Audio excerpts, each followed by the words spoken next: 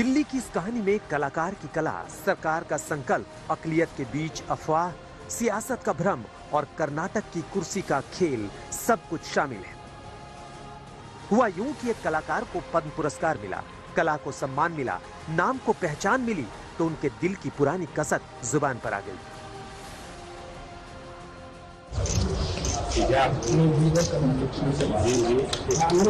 में 5 साल तक नहीं हुआ।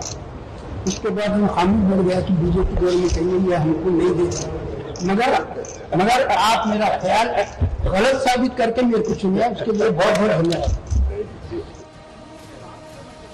जिस कलाकार ने 12 मुल्कों में हिंद की नुमाइंदगी की हो, वो अपने ही मुल्क में दशकों से गुमनाम रहा था।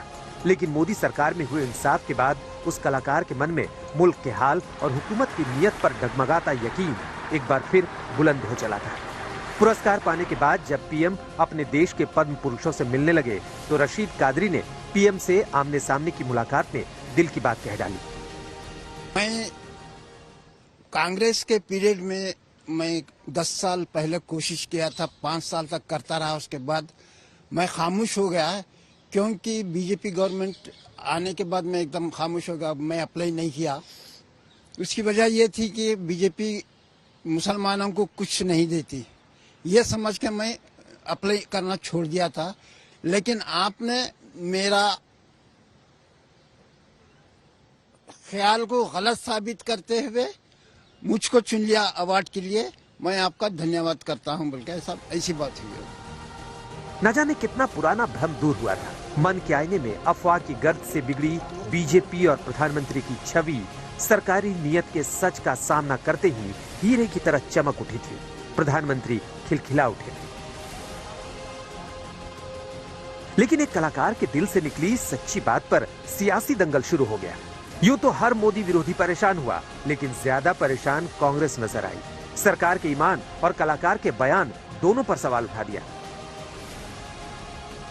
ये बयान देना, ये बयान दिलवाना और उसको सुनियोजित ढंग से प्रचारित करना साबित करता है कि भाजपा ने कहीं न कहीं सुनियोजित ढंग से ये बयान दिलाया। आप कह रहे हैं बयान दिलवाया गया? मुझे तो लगता यही है कि जिस तरीके से सुनियोजित ढंग से बयान दिया गया, तमाम लोग तमाम बातें बोले होंगे, पर चूंकि कर्नाटक का चुनाव होने वाला है, माइनॉरिटी की नजर में रख के इसे मैं मानता हूं कि कहीं न कहीं ये भाजपा ने अपना चुनाव में कुछ इसका लाभ मिले जो मिलने वाला नहीं है, ये भाजपा का दिलवाया हुआ बयान। जहां तक कर्नाटक चुनाव और मुस्लिम वोट का सवाल है, कर्नाटक में मुसलमानों की आबादी करीब 13% है। 19 सीटों पर मुस्लिम वोटर्स की आबादी 30% से भी ज्यादा है। इनमें से करीब 40 सीटों पर ये हार जीत तय करने की क्षमता रखते हैं, जबकि मुस्लिम वोट 70 सीटों के नतीजे पर भी असर डालते हैं। लेकिन कर्नाटक में बीजेपी मुस्लिम कैंडिडेट बनाने से और मुस्लिम बीजेपी को वोट देने से बचते ही रहे हैं। लेकिन इस बार बीजेपी की नजर मुस्लिम वोट पर भी है। वैसे कांग्रेस की माने तो वो बीदरी के कादरी थे।